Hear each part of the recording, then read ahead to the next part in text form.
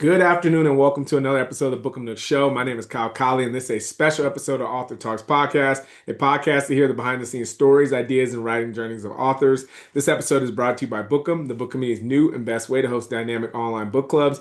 Download the app and start your book club today at www.bookumapp.com. Make sure to like, comment, and subscribe to our channel. My guest today is the insightful Ken Belson. Ken is the journalist of sports, power, and money for the NFL and other leagues for the New York Times. He is the author of the book we are discussing today, Every Day is Sunday, How Jerry Jones, Robert Kraft, and Robert Goodell Turned the NFL into a Cultural and Economic Juggernaut. He is a writer, a journalist, a jazz fan, a sushi lover, a Mets fan, and a reporter on the business of sports. Ken, welcome to the Author Talks podcast. And not in that order.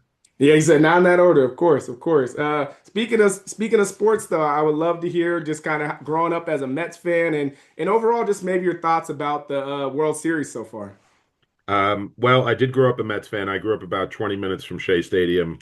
My father was a National League baseball fan back when people cared about NL and ML, AL. Yeah, I just was going to games from a very young age, and I used to get on the train and then the subway. And the only rule my mom gave us was just call in the fifth inning to make sure you're alive. And inevitably, we ran out of food by the third inning, and we're just scrounging for stuff. But it was a different time, and the Mets were terrible, so we never had to pay much for tickets. But like a lot of kids, I grew up watching a lot of football. I was a Knick fan, Dr. J era Nets fan, believe it or not, and Rangers fan. So very much New York and football.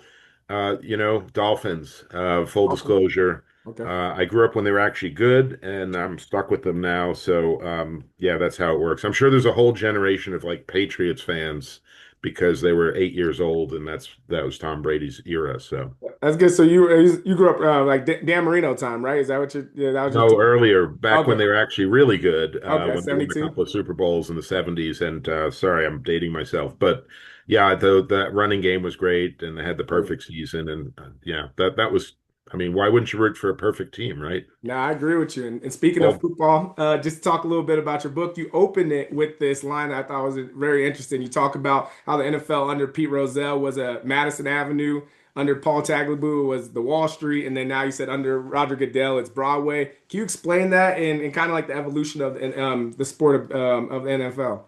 sure. So the book is kind of interesting, or a bit of a hybrid, right?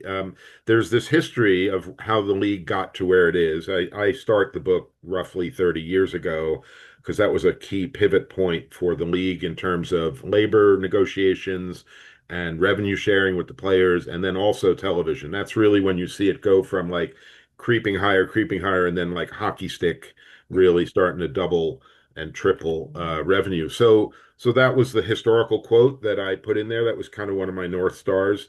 And yeah, when I grew up, Pete Rozelle was the commissioner. He was brilliant. He was a marketing guy. And we had NFL films came in. We had Monday Night Football came in. We had Super Bowl, became a national holiday. And he glamorized the league. It overtook baseball in the 70s and really hasn't looked back. Paul Tagliabue came in. He was a lawyer, not a marketing guy, and he got the finances stable. There were a lot of fights back in the 80s over free agency. Paul figured out a formula with some of the owners, obviously, in the union, how to sort of have labor peace.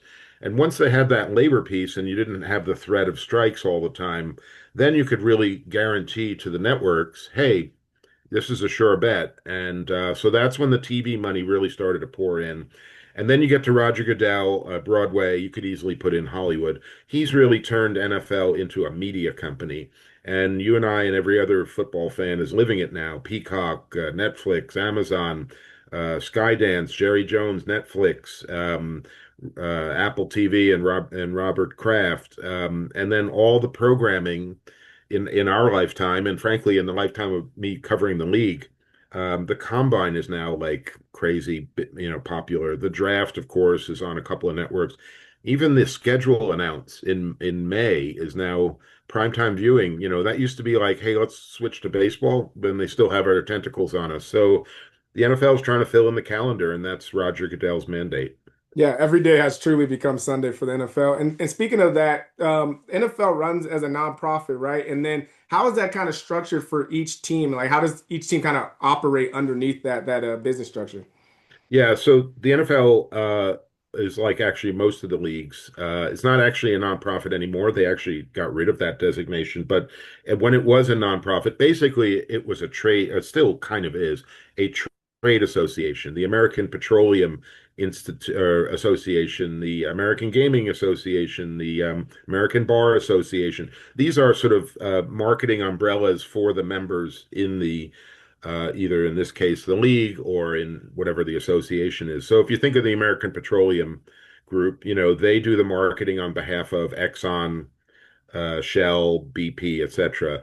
It's kind of like you think of it like that. So it does make money, but it distributes it to its members. It uses it for its operations. So the NFL runs the Super Bowl, it runs the draft, it runs the operations of the league, the get the referees on the field and all that.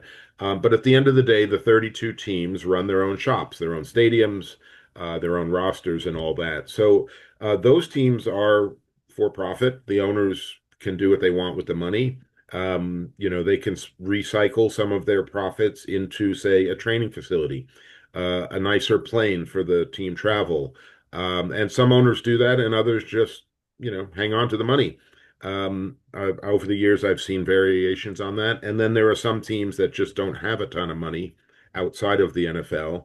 I think of the older traditional teams, the Bengals, the Cardinals, and those guys, their money is all wrapped up in the team.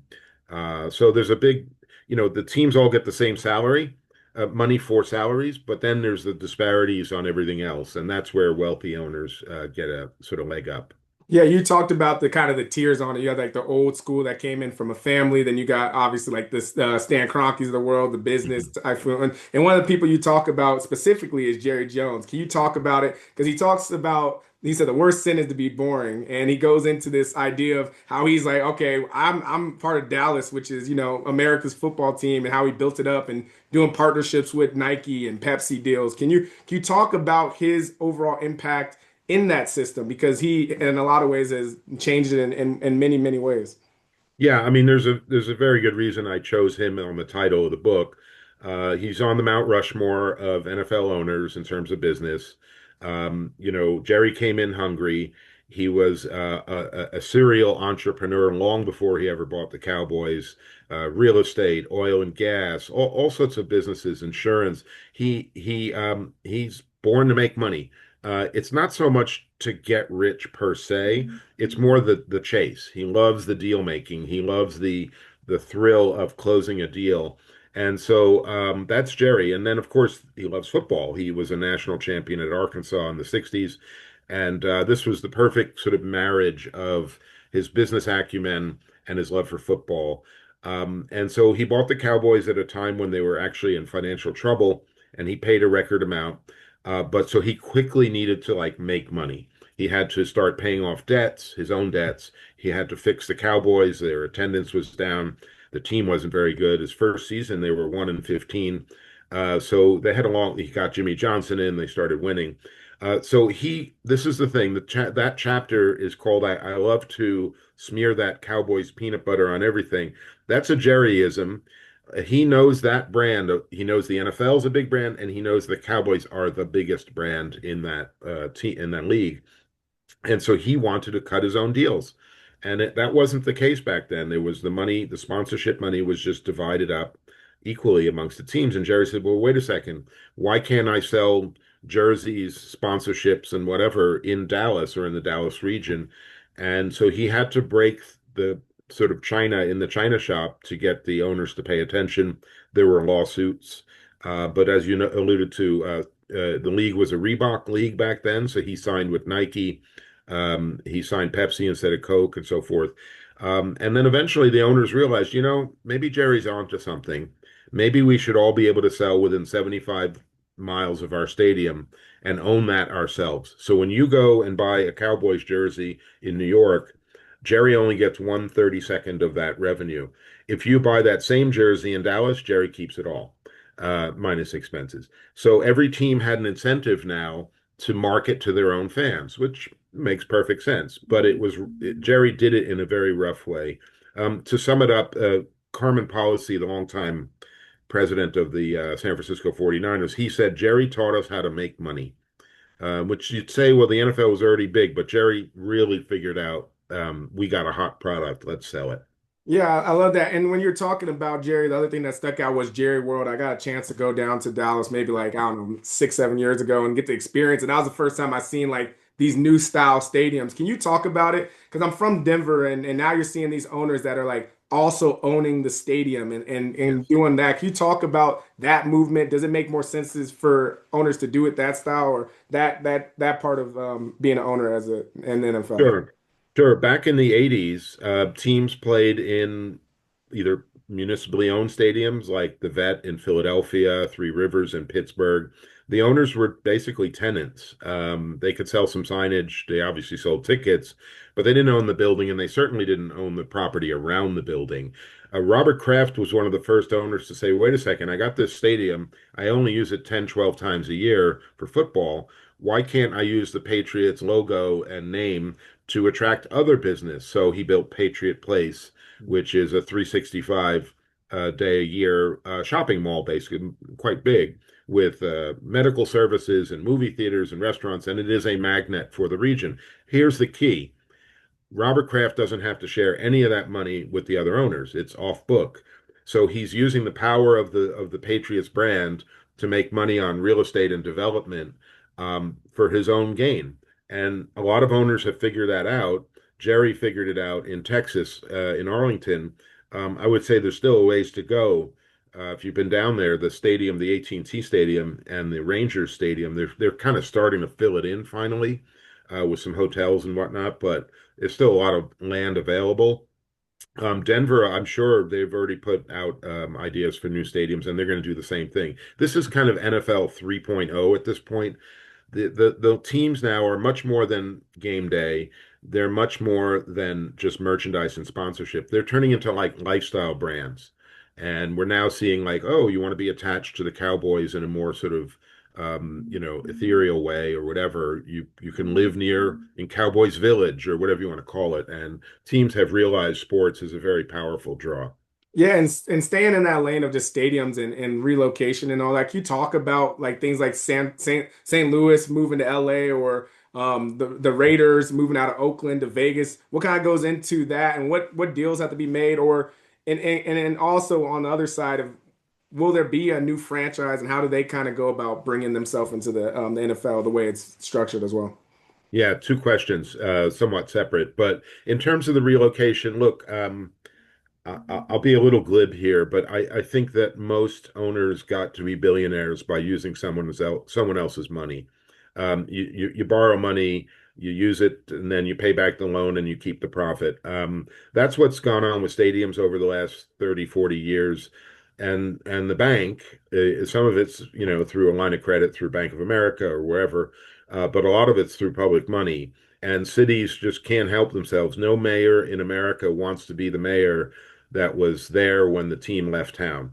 And it's just sports has a pull. You're going to piss off a lot of fans. And it happened in Cleveland. The Browns left, and there have been a lot of others. Houston and St. Louis has lost twice, lost two teams, and after the second one, when the Rams moved to LA, they sued the NFL and the Rams for breaking their own guidelines for relocation, and they won. They won almost an $800 million settlement. So it's a rare case when that does happen. Most of the time, the cases are dismissed. The league is to your earlier question, the league is a confederation of teams and they can do whatever they want. I mean, it is sort of a cartel. And, who is the city of St. Louis to tell us you have to move or can't move? But in that case, they caught them sort of bending their own rules and were able to convince a judge of it. So, but that's a rare case. As to new teams, well, I don't think the NFL is expanding anytime soon. The simple mathematics is if you add a team, then you dilute the other owner's shares. So if you go to 33 or 34, well, then every other owner, the existing owner, is going to get less money from the pot. And so I think the franchise fee to get in would have to be so huge. And what's the marginal value in having, say, Portland? Just thinking of a couple of open cities, Sacramento or something like that. How much more are they going to add to the league? And most of the big cities are already covered. So I don't really see them doing that because the owners are going to want huge franchise fees. The same, by the way, goes for a lot of people talk about London. Mm. London's even more complicated because you have other legal system, time zones, travel and so forth. And the last thing I'll say is the NFL loves the number 32. 8 divisions of four. Sure. It's much simpler to do the math on rivalries and division matchups and so forth. So going to 34 is an odd fit. You'd have 17 and 17. Or 36 is possible, but again, you'd have to go to 4 cities. Are there 4 cities in America that really deserve an NFL team? I'm not so sure. No, that's a good point. And kind of how you're talking about how they move, like almost like I think of Lucky Luciano and the like mobsters and how they move like a commission in a lot of ways. Can you talk about that? And they haven't always been perfect, right? Like they've had everything from antitrust issues to the concussion, which is a big thing. Can you talk about how the NFL kind of sweeps some of these things underneath the rug while also being this like, place we go as a haven to watch sports every Sunday, Thursday, and every day in between? Yeah, again, good question, and there's a lot to pull apart in that. The league has been challenged many times, but um, uh, one of the key things they did was in 1961. And I don't want to go too far back in history, but it's worth it in this case. In the old days, wherever the game was on, whether it was Giant Stadium or Yankee Stadium in New York or Green Bay or someplace, the home team got the TV money. And so you had these haves and have-nots because the Giants were good and they were also in the biggest media market. The networks didn't necessarily want to show a game, say, in Detroit or some smaller market unless the team was good. So you didn't have a lot of equity. You had a lot of, a wealth gap.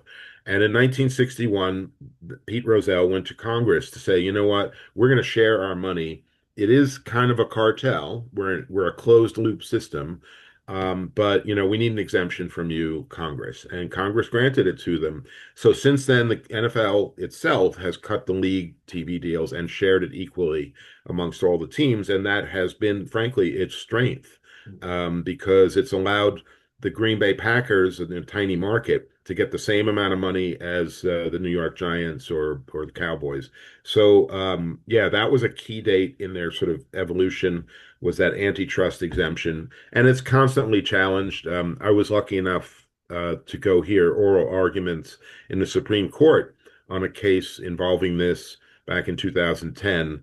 And the funny thing about that case or that hearing that day was that all the justices were making baseball analogies, and I'm like, aren't you any of you guys football guys? They were all Red Sox fans and Yankee fans.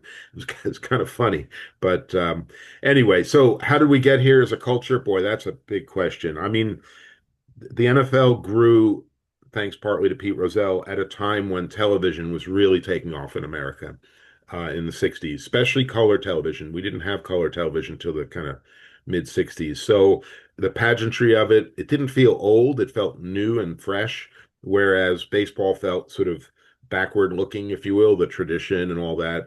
And America was getting younger. America, was into the speed of the game. So there were a lot of things that contributed to it, and Pete Rozelle helped glamorize it. The Super Bowl was huge, very quickly, and it attracted fans who weren't necessarily football fans. And the other thing, I think we take it for granted now, but up until that time, championship games were always in the city of one of the two teams. Yep. And so you didn't know where the game was going to be until 2 weeks before. And it was hard to travel, make travel plans, and you were only going to get really fans of those teams. You weren't going to get just anybody.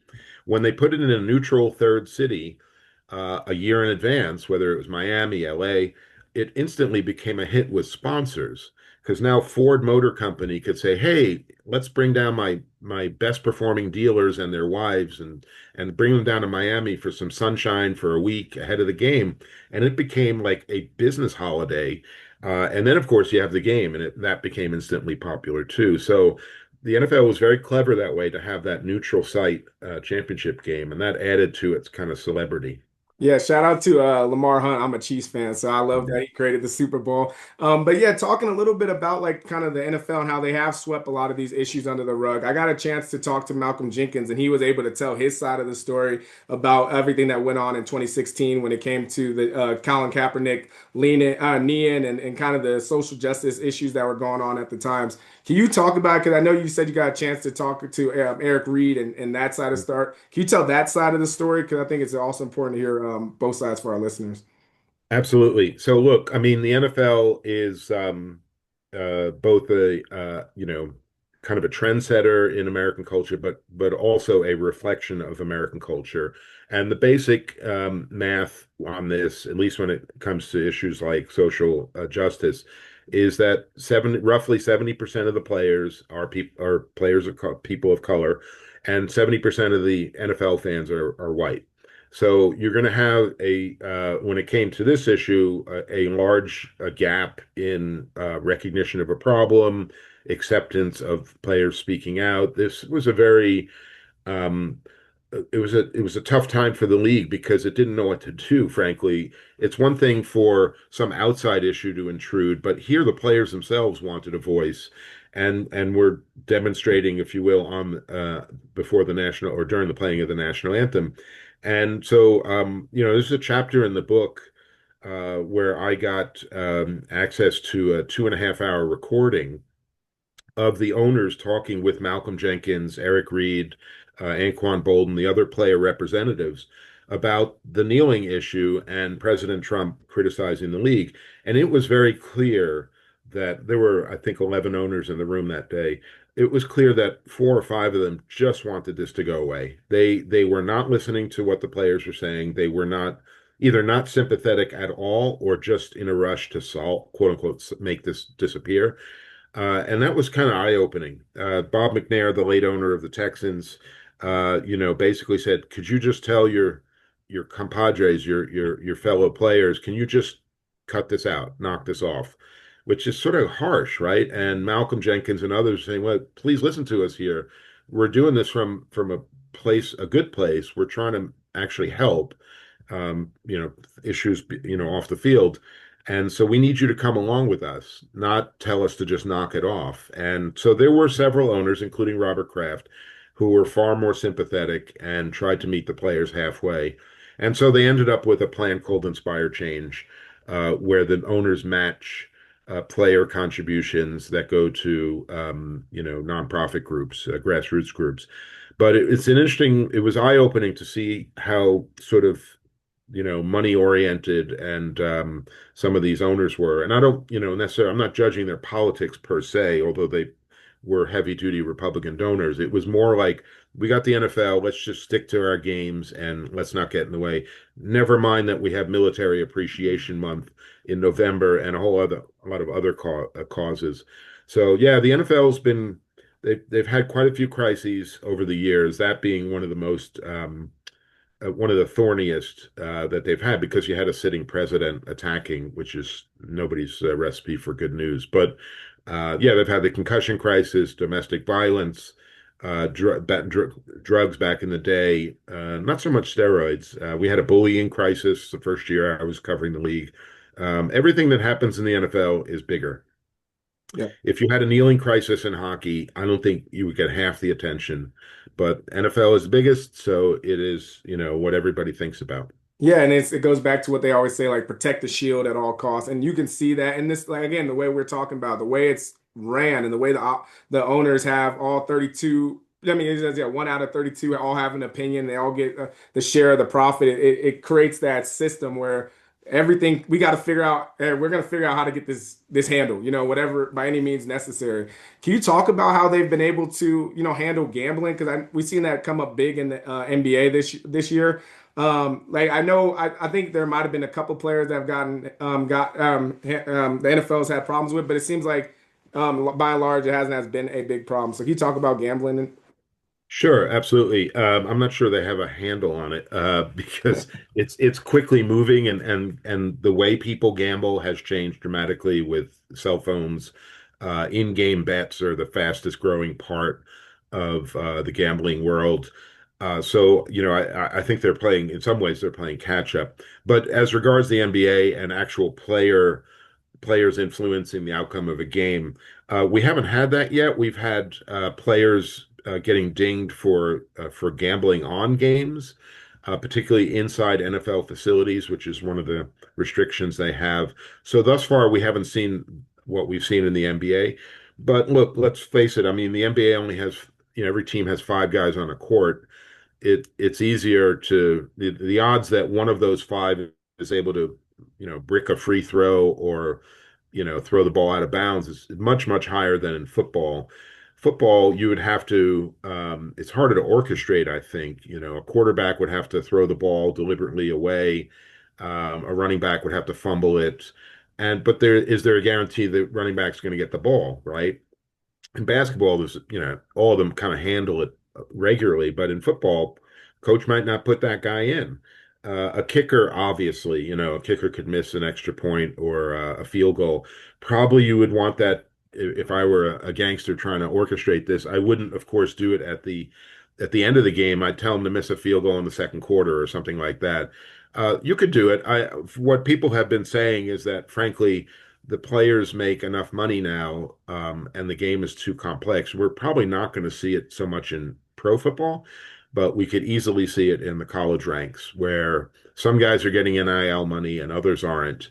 And, that kicker or quarterback or running back, or even offensive lineman who allows a sack, there's a lot of ways it could be influenced, I guess, with players who are not making the same kind of money a pro player is.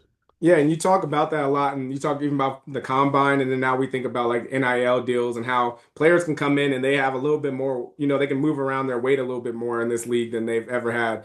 I also want to talk just a little bit about streaming because you do tell a great story about how Rupert Murdoch came in and kind of changed the way how much money goes into these games. But can you talk about modern times? Because as we talk about every day being Sunday, there's so many ways to watch football. We got to get we got to get Amazon Prime. We got to get all these memberships to make sure we're watching every game that comes on. So can you talk about that streaming deal and how that's affected the fans and the players even, as well as those deals that come about? Yeah, I've probably given 50 or 60 media interviews for this book already. It's been a couple of weeks.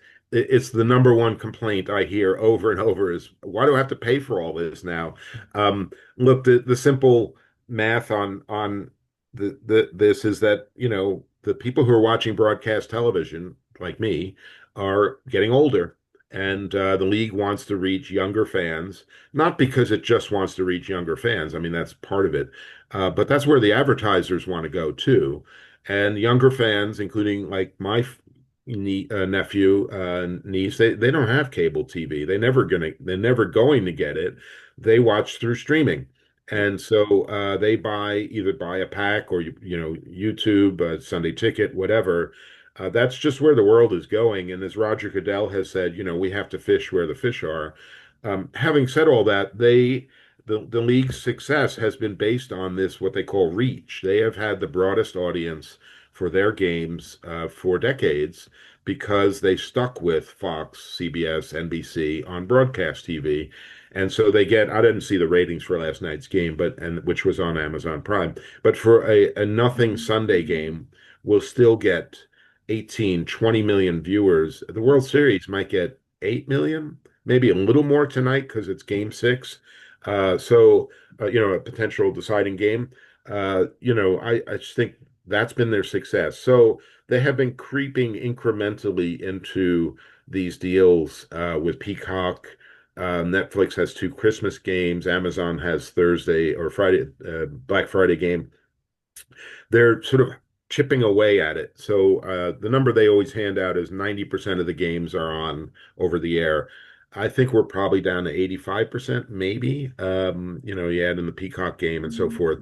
We'll probably get down to 80 at some point. It'll be a slow move down. I don't see like the AFC package going completely online. I think that would be pretty jarring, and it wouldn't happen at anytime soon.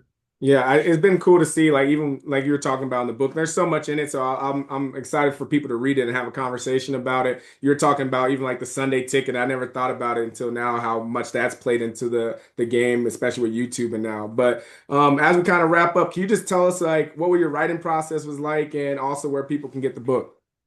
Sure. So yeah, my day job was covering the NFL as a business. I've been doing that for 12 some odd years. So I was lucky in the sense that I continued to travel around the country, meet owners like Clark Hunt of the Chiefs. Was in stadiums. I went to the Super Bowl. So a lot of the material in the book, the draft, the combine, is kind of fresh because I was out there, witnessing it and speaking to people in real time. The early part of the book was I had to go back and go through a lot of interviews with older former NFL people because we're going back to the 80s and 90s. So it's kind of a contemporary history.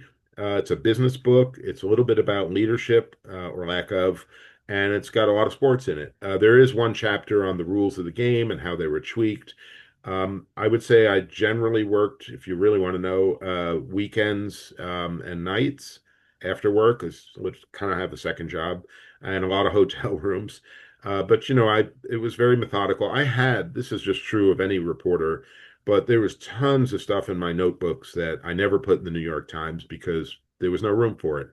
And so I had a lot of material I could already, draw on that really helped. The stuff with Jerry Jones, like going up in a helicopter with Jerry, meeting Robert Kraft in his office over the years. There was just a ton of stuff that, I might have used one or two quotes in the New York Times and not explain the setting and who they were. And so that was good. It was a bit of a running start. Where you can buy it, anywhere, online, Amazon, Barnes and Noble, even particularly your local indie bookstore would be even better.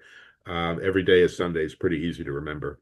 Perfect. I'll make sure to put it in the bio. Thank you so much, Ken. And like I said, I'm a Chiefs fan, so if we can get rid of that tush push, I'll just let me know. And if you got any, if you can put a bug in for anybody, just let me know. No, I'm just joking. But All take right, Kyle. have a good rest of your day. Thanks. Have a great weekend. Yep.